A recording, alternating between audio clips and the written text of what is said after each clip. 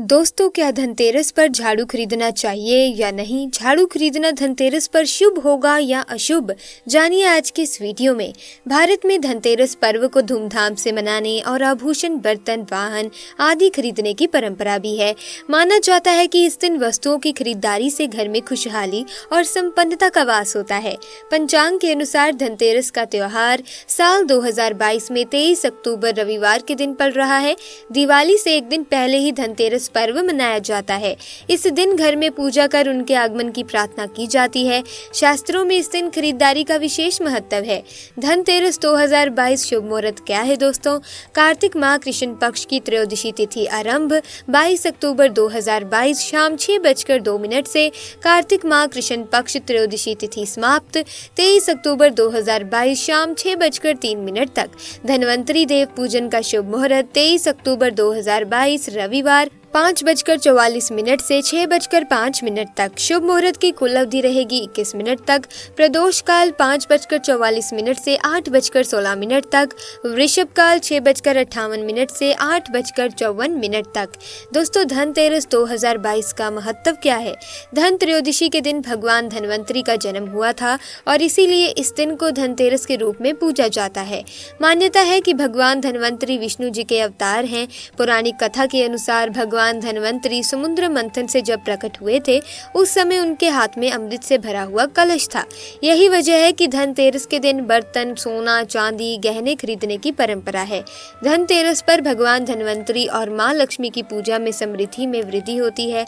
इस दिन प्रदोष काल में यमदेव के नियमित दीपदान किया जाता है। मान्यता है कि ऐसा करने से अकाल मृत्यु का डर दूर हो जाता है। भगवान धन्वंतरी को चिकित्सा और औषधि के देवता के रूप में भी जाना जाता है। दोस्तों, इस दिन दीप माला बनाकर जलाएं। धनतेरस के दिन दीपदान करने से आर्थिक स्थिति में सुधार होता है और घर में सुख समृद्धि आती है।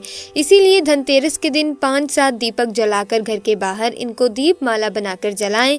इससे घर में खुशियों का वास भी होता है। साबुत धनिया होगा शुभ।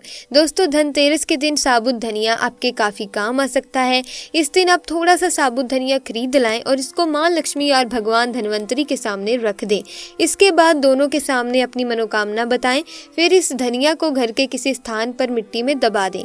इसके साथ ही इसमें कुछ धनिया बचाकर इसको लाल कपड़े में बांधकर पैसे रखने वाली जगह पर रख दें। माना जाता है कि इससे पूर्व वर्ष शुभ ही शुभ होता है। साथ ही घर में सुख समृद्धि और सम्मान का वास होता है। मां लक्ष्मी को बताशे का भोग लगाएं। दिवाली के दिन तो मां लक्ष्मी की पूजा की ही जाती है, लेकिन धनतेरस के दिन माता लक्ष्मी को बताशे का भोग लगाने से भी घर में धन संपदा और खुशियां आती हैं। इसीलिए आप धनतेरस के दिन पूजा करके मां लक्ष्मी को बताशे का भोग जरूर लगाएं। इससे लक्ष्मी मां घर में वास करती हैं और आर्थिक स्थिति जल्द से जल्द बेहतर होने लगती है। दोस्तों, अब बात करते हैं उस मुख्य वस्तु के बारे में जो आपको धनतेरस के दिन खरीदनी ही चाहिए। तो चलिए जान लेते हैं। धनतेरस का त्योहार आज पूरे जोर शोर से मनाया जा रहा है। जैसा कि सब जानते हैं कि धनतेरस से दिवाली के महापर्व का आरंभ होता है और आज धनतेरस पर जो भी शुभ मुहूर्त निकलता है उसी में सारी खरीदारी की जाती है। पौराणिक मान्यताओं में धनतेरस के दिन खरीदारी को काफी शुभ माना जाता है। धनतेरस की दस्तक ही दीपावली के आगमन का सूचक है। दोस्तों, धनतेरस के दिन सोने और चांदी के बने आभूषण और सिक्के खरीदने की सदियों पुरानी सनातन परंपरा है जो चली आ रही है। मान्यताओं के अनुसार धनतेरस के दिन बर्तन, सोना, चांदी और अन्य पीतल सहित कई सामान खरीदने से उसमें 13 गुना वृद्धि होती है। यही वजह है कि धनतेरस पर ज्यादातर घरों में लोग बर्तन, झाड़ू जैसे कई सामानों की खरीदारी करते हैं। इस दिन बर्तन खरीदने की परंपरा प्राचीन काल से ही चली आ रही है। भगवान धन्वंतरी धन त्रयोदशी के दिन हाथ में चांदी का पात्र लेकर उत्पन्न हुए थे। इसीलिए इस दिन चांदी का बर्तन, चम्मच या चांदी के आभूषण खरीदने का बहुत ही ज्यादा महत्व है। ऐसा कहा जाता है कि धनतेरस के दिन चांदी खरीदने से सौभाग्य खुलता है और सुख समृद्धि की प्राप्ति होती है।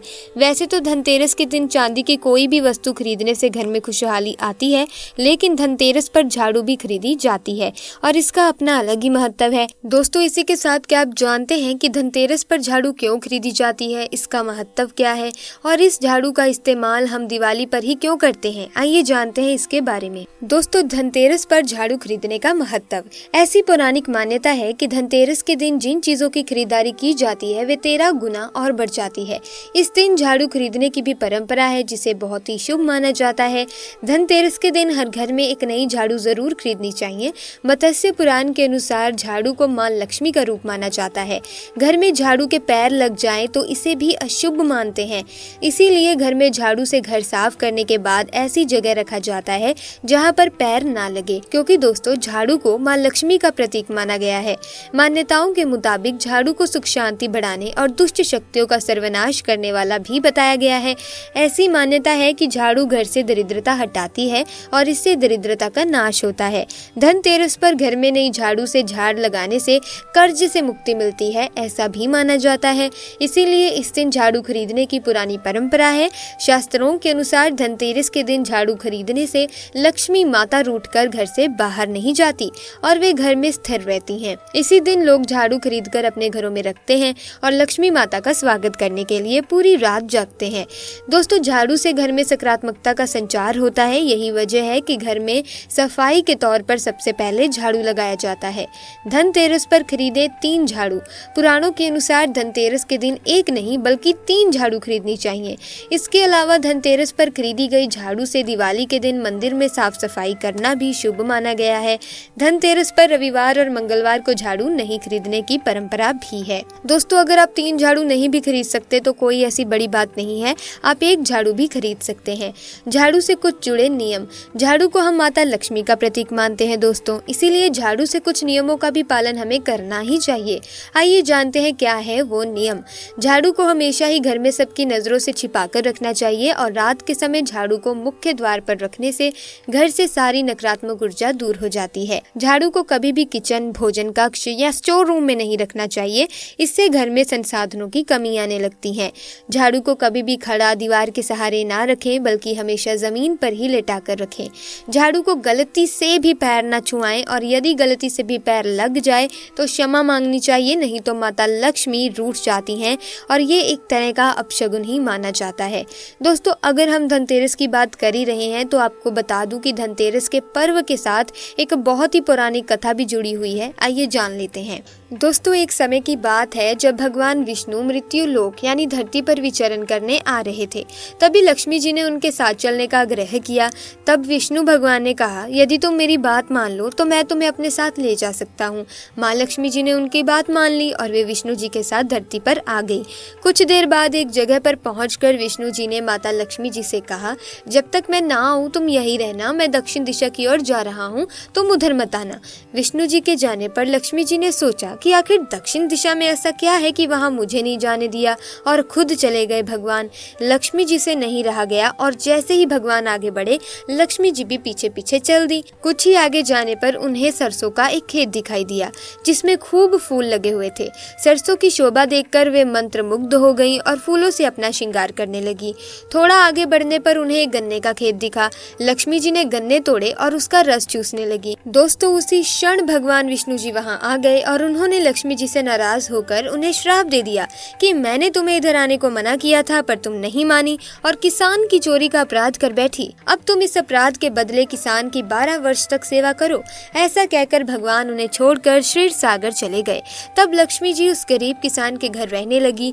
एक दिन लक्ष्मी जी ने किसान से कहा कि तुम पहले स्नान करके पहले मेरी बनाई गई देवी लक्ष्मी की मूर्ति का पूजन करो और फिर रसोई बनाना। ऐसा करने पर तुम जो मुझसे मांगोगे तुम्हें मिल जाएगा।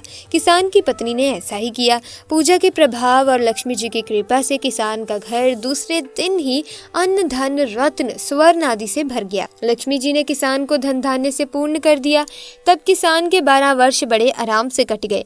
12 वर्ष बाद लक्ष्मी जी जाने को तैयार हुई। विष्णु जी माँ लक्ष्मी को लेने आए तो किसान ने उन्हें भेजने से इनकार कर दिया। तब भगवान ने किसान से कहा कि इन्हें जाने दो, इन्हें कौन जाने देता है, ये तो चंचला है, ये कहीं भी नहीं ठहरती, इन्हें बड़े बड़े नहीं रोक सके। इनको मेरा श्राप था, इसीलिए 12 वर्ष से तुम्हारी सेवा कर रही थी।